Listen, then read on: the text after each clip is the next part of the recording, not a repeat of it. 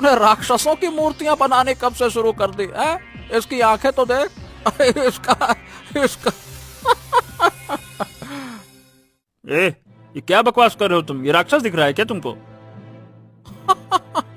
अपनी मूर्ति को गौर से तो देखो, ऐसा लग रहा है जैसे किसी राक्षस की मूर्ति बना दी हो। इसे देखकर लोग डर जाएंगे, खरीदेगा कौन?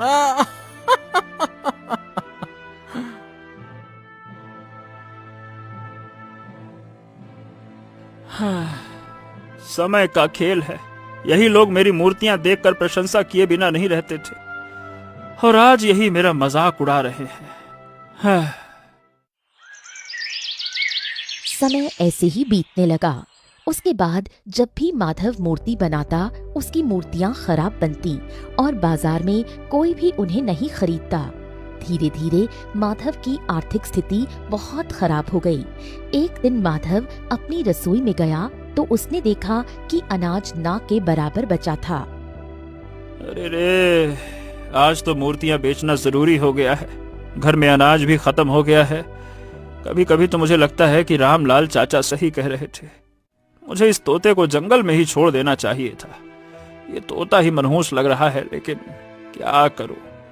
मेरा मन भी तो ऐसा नहीं है कि मैं इसे ऐसे ही छोड़ दूं। चलो बनाता हूं। इतना कहकर माधव फिर से मूर्ति बनाने लगा। इधर दूसरी ओर राज्य के राजा विक्रम अपने सिंहासन पर बैठे थे। मंत्री जी, हम चाहते हैं कि एक सुंदर मूर्ति बनवाई जाए हमारी, और उसे महल में स्थापित किया जाए ताकि लोग हमें हमेशा हमेशा सदियों तक याद रखें। क्या कहते हैं?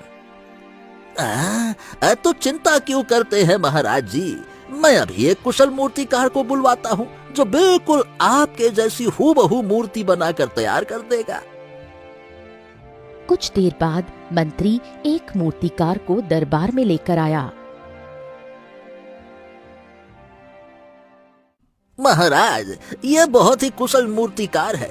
इसकी कला बहुत अद्भुत है। यह आपकी मूर्ति हूबहू आपके जैसी बनाकर तैयार कर देगा। तो फिर ठीक है, हम बगीचे में अपनी मूर्ति बनवाएंगे। चलो। कुछ देर बाद राजा विक्रम महल के बगीचे में बैठ गया और मूर्तिकार उनकी मूर्ति बनाने लगा।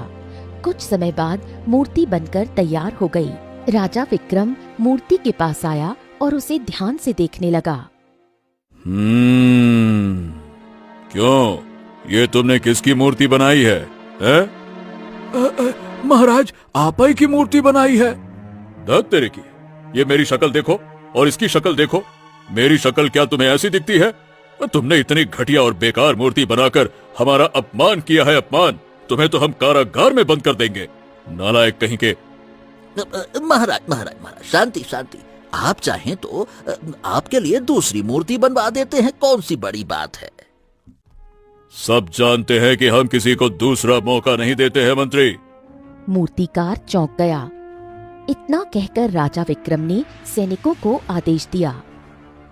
सैनिकों, इसे ले जाओ और कारागार में बंद कर दो। ले जाओ इसे। सैनिक तुरंत उसे पकड़कर कारागार में ले गए। मंत्री, तुम तो कह रहे थे कि ये बहुत ही कुशल मूर्तिकार है, हैं? महाराज, इसकी कला की प्रशंसा तो दूसरे राज्यों में भी होती है। ये हमारे ही राज्य का बेहतरीन मूर्तिकार था।